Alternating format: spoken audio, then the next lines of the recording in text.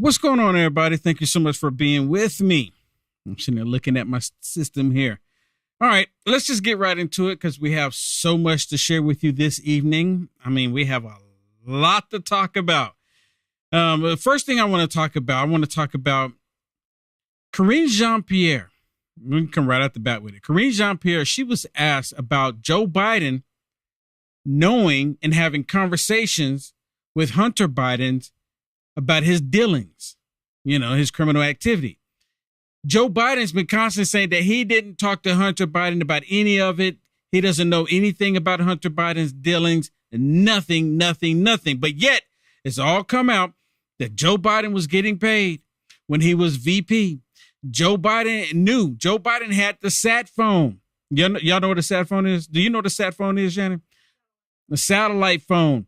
If you have a satellite phone, Joe Biden had the number and he was using it. That came out.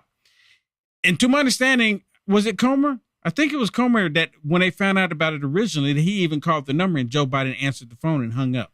No, it wasn't Comer, but it was another. Who was it? It was somebody. It was another Republican. Yeah, called the number. Joe Biden hung up. But anyways, let me play this first one with you because, like I said, we have so much to share with you this evening. The press corps, it's like, and let me say this too. Why did it take so long for the press corps to finally realize they were getting duped? Why did it take so long? Why did they go along with all of the lies that the left has been putting out there? I know all the leftists, all the media, they're a bunch of leftists. But now they're starting to ask questions because now they look stupid too for going along with it. Listen to this one. Chairman James Comer today says that the Oversight Committee, has evidence that the president in the past communicated directly with foreign business associates of his son Hunter Biden many times. Curious if the White House and the president still stand behind his comment that he's never been involved and has never even spoken to his son about his. Now hear that.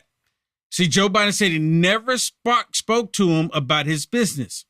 And that's the question here. Did he even speak to him? Right? Because Joe Biden would like for all of us to believe that he had no idea what Hunter was doing.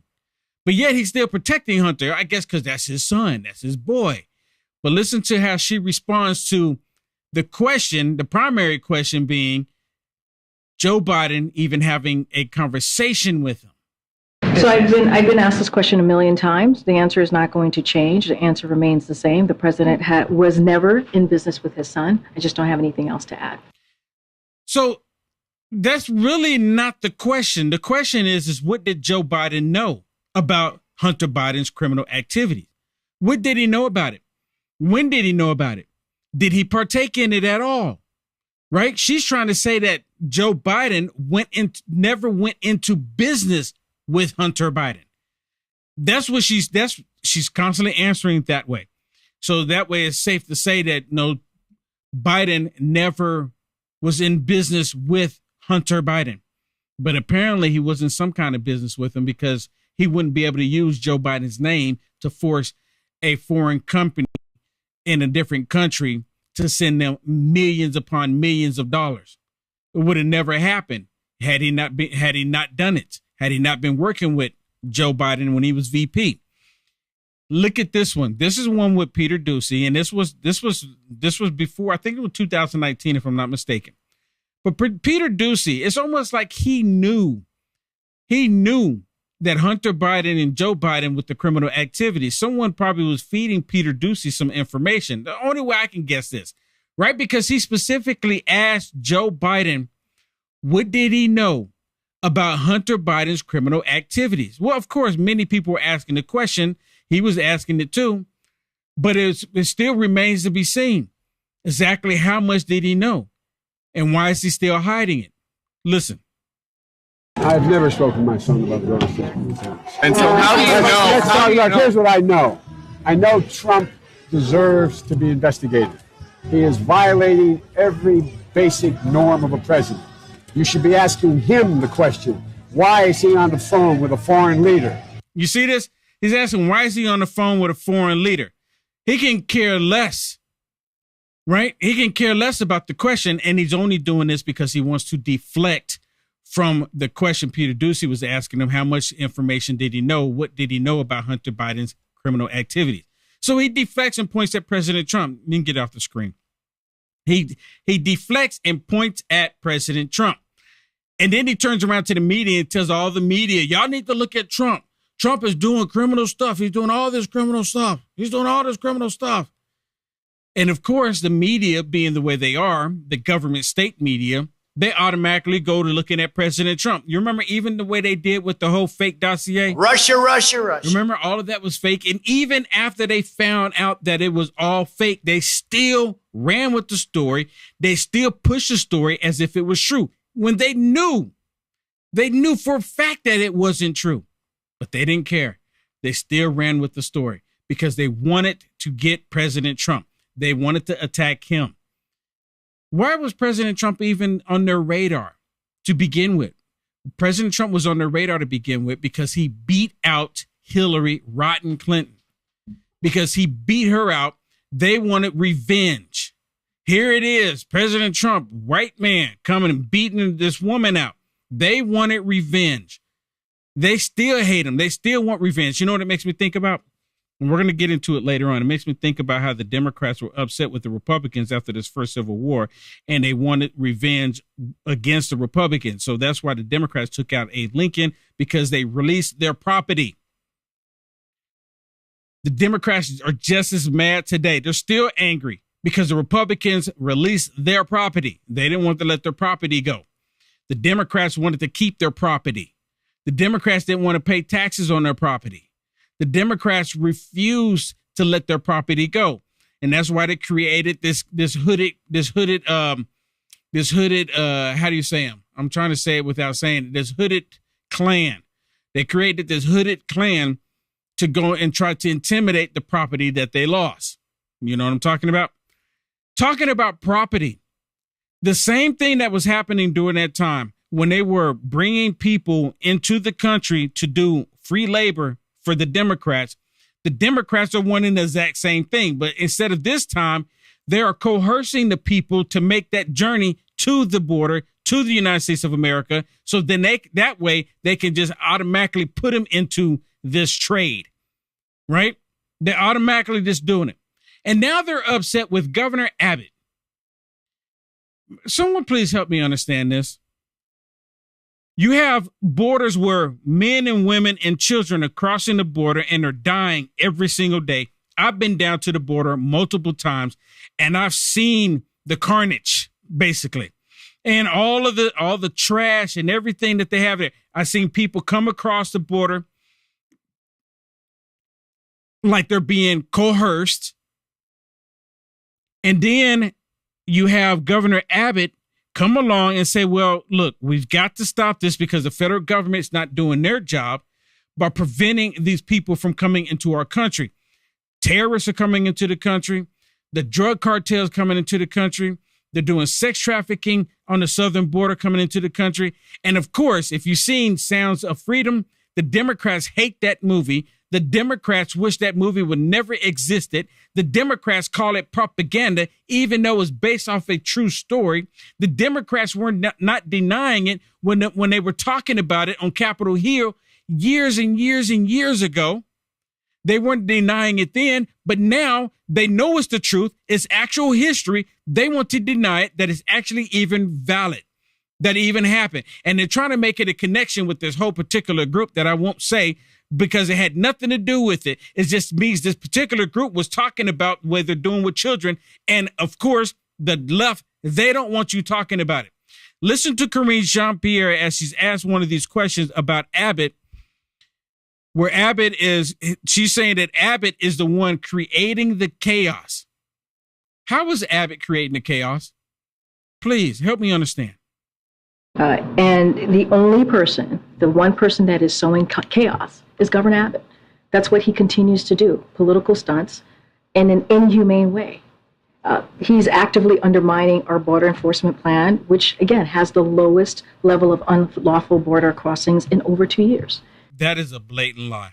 Wow. That is a blatant lie. Aren't causing chaos. The flood of illegals aren't causing chaos. The Democrat Party allowing this to happen isn't creating chaos. She's talking about the one person that's trying to protect our borders is the one that's creating chaos. Totally crazy. The one person who is preventing the drug cartel, the terrorists, or at least trying to prevent them from coming into our country, that's the one causing the chaos. But you know what? I want y'all to listen, because the chaos she's talking about is the chaos for the agenda that they're pushing. You understand what I'm telling you? See, Governor Abbott is putting a monkey wrench into their whole plan. So now they're saying that he is the one causing disruption because they want open borders. They want the chaos to come in. They want us to look like Europe. They want us to look just like how it is happening in France right now with the illegals that are there tearing the country up. They want the same thing here. He's making this more difficult. And so he's not operating in good faith here. That's my answer. He's making it more difficult. Who's he making it more difficult for, Shannon? The illegals. But she's saying he's making it more difficult. Is it making it difficult for the cartel? He's making it difficult for the NGOs. I mean, who else is he making it difficult for? Because if the federal government, let me say this, if the federal government is not doing their job by protecting the American people on our borders all across the country, it is up to the governors of every state that is a border state. And now every state in the country has become a border state because of what's happening. But it's up to the governor to defend the people within inside of his state, because the federal government is not doing it. What were you going to say? Yeah, I mean, it's funny because even New York City now said that their cup overflows now. There is no more room for illegals in New York. And that goes for Chicago. We've seen, city council meetings now where people are saying, don't bring them here anymore. The way state's saying bring them here is, well, Gavin Newsom says that he's for open borders, but, as soon as Abbott sends him to California, he starts crying too. Our border cities, towns are overrun. Yes, they are. Well, there was a story about one person on the border. They have a ranch on the border, and where they're now having to take care of people because they're coming and just falling out on their property, or like gunfights are happening on their property. And I'm just sitting here going, it's chaotic down there. They don't talk about it. Them ignoring it is creating the chaos at the border. They're even cutting the fence that Abbott's putting up to let people in. They're opening up gates. Yes, that would otherwise be locked closed. There's actually a video of the Border Patrol agent cutting the barbed wire so the illegals can come into the country, making a pathway for them. Just come on in. We're being invaded. Can we just call it for what it is? We are literally being invaded. Listen to this one on Face the Nation, where this is a total commie leftist liberal, right? Listen to what she says about the southern border. But the administration says that in 1 week alone, agents reported dozens of migrants with injuries, including those broken limbs you referenced, and drownings, including several children under the age of 1. Should those buoys be removed now? You hear this? Should the buoys be removed now? Like as if there weren't children drowning on the river, women drowning already. You know what? I was going to say that. Because they're saying, she's suggesting that you have to remove these buoys so that they don't drown, but they were already drowning. Exactly. There's been pictures and videos of bodies floating up in the river, and they're acting like that didn't happen at all. Yeah, now that Abbott has put up these buoys in very few areas. They're not even all along the water.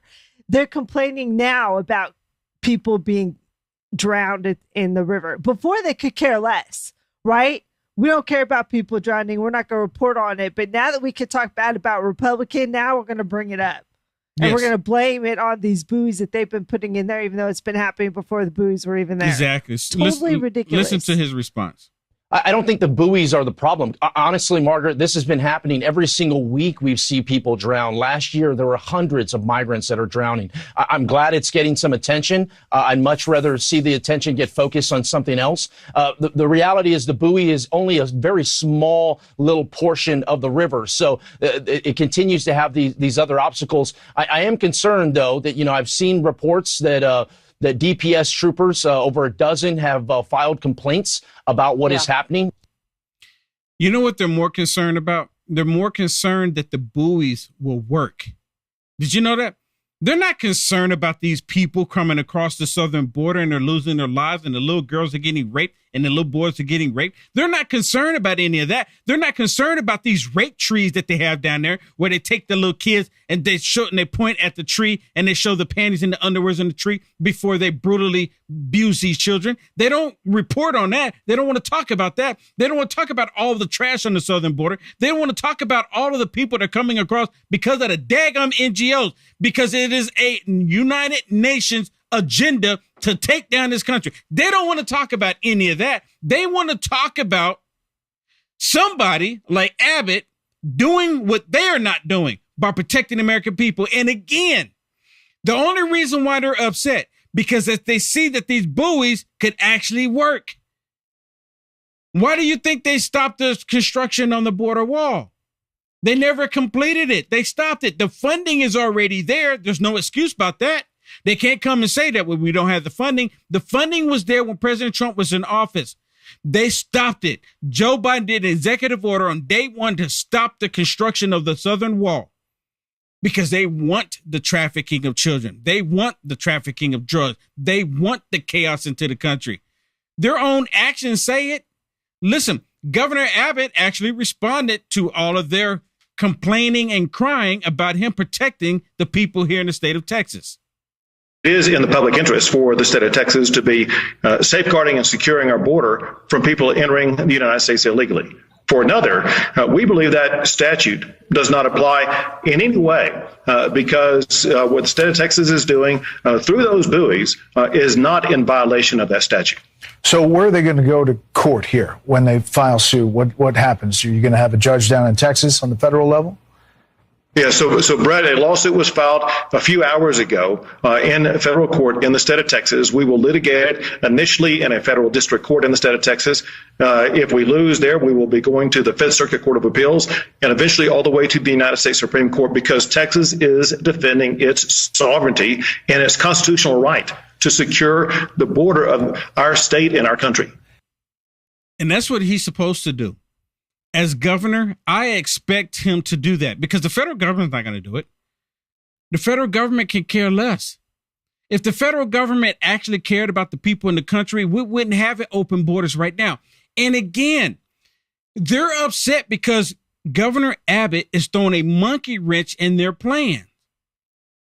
He's putting up something that is actually working. I was like, oh my goodness. And the buoy, to my understanding, is mainly just a deterrent. And it's not even all up and down the Rio Grande.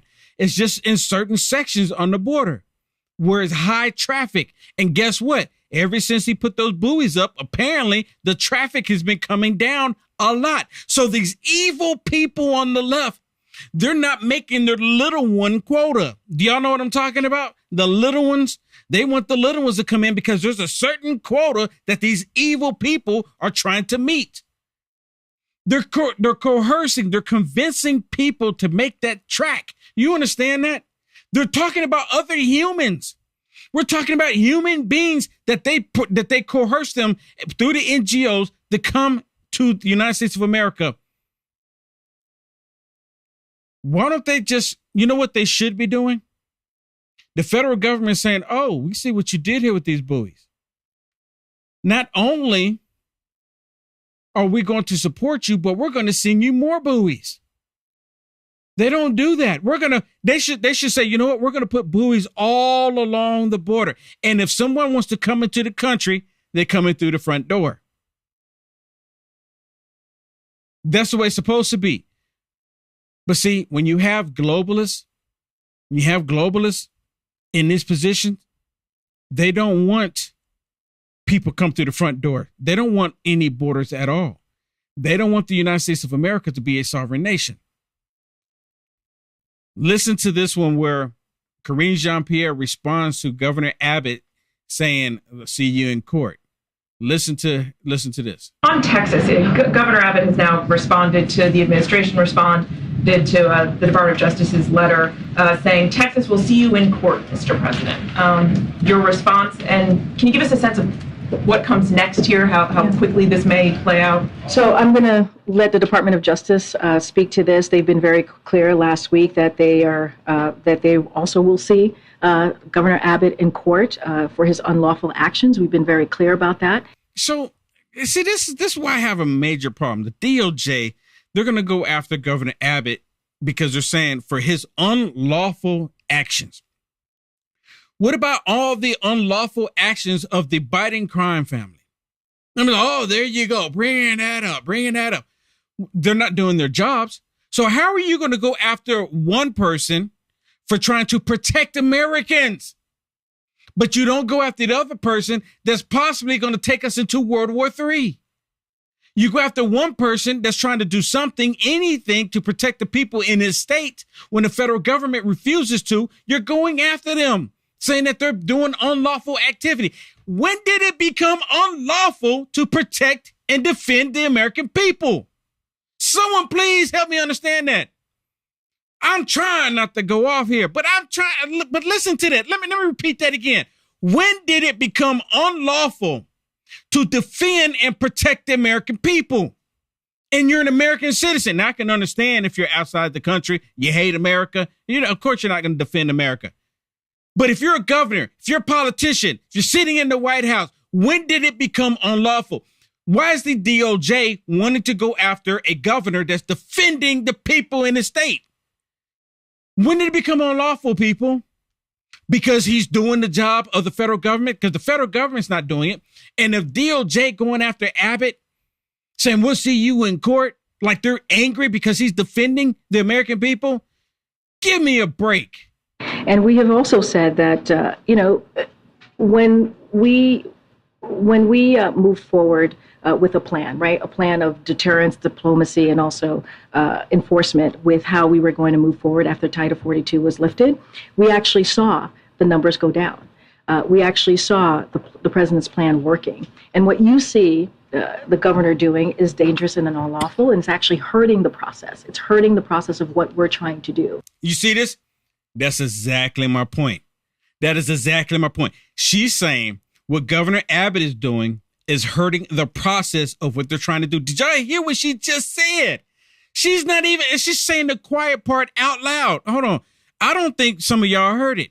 She's actually saying the quiet part out loud, like Governor Abbott, he's literally getting in the way of our agenda for tearing down the United States of America.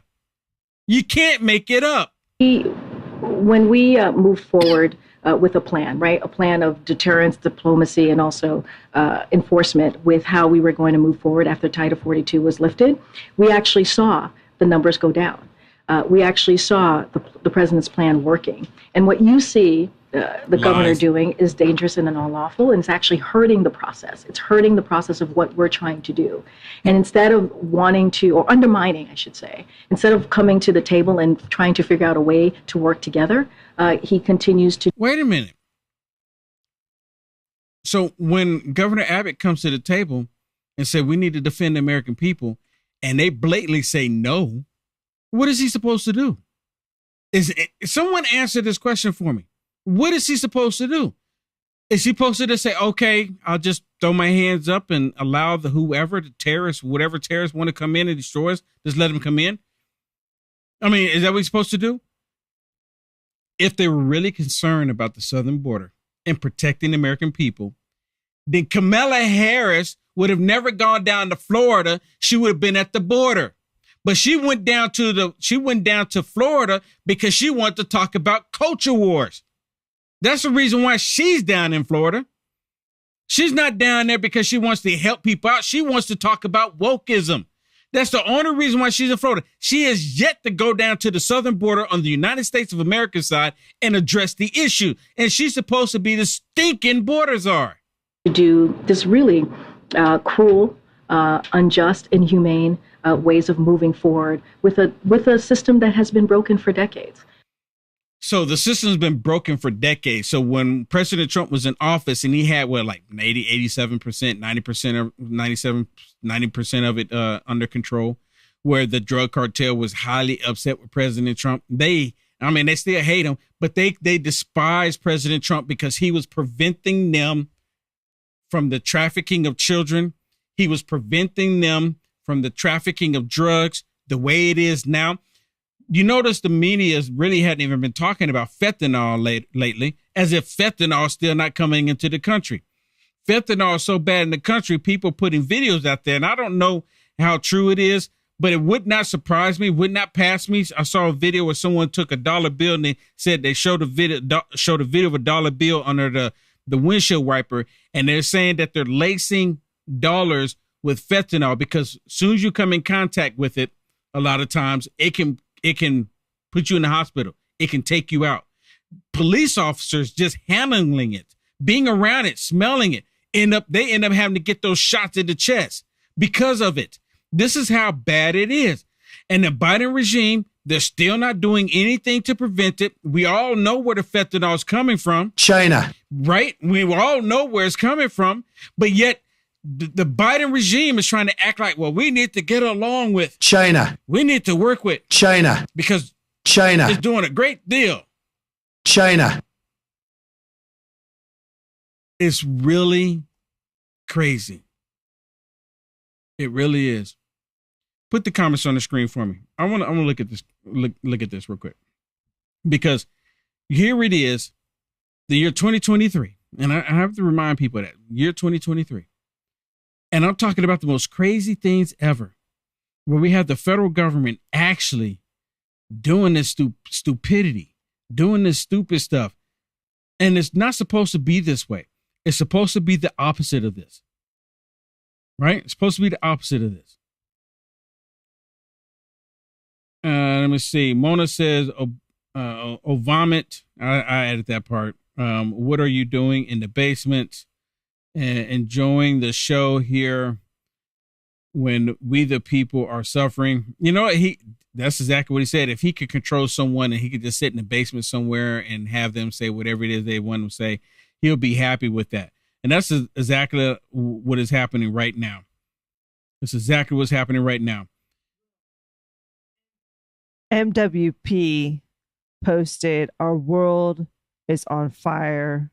Prepare for the return of our Lord." You know what? You and I were talking about this, gosh, every day this weekend, I think. We just talk about how crazy the world is.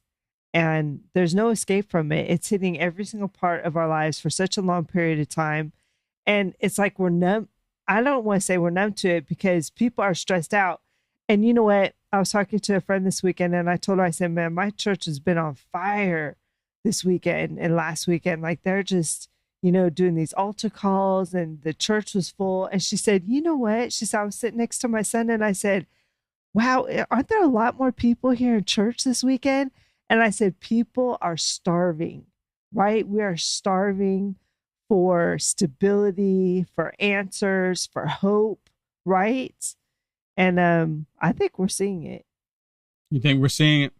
A lot of people think we're seeing it. You know what? I've been talking about the days that we're in for years.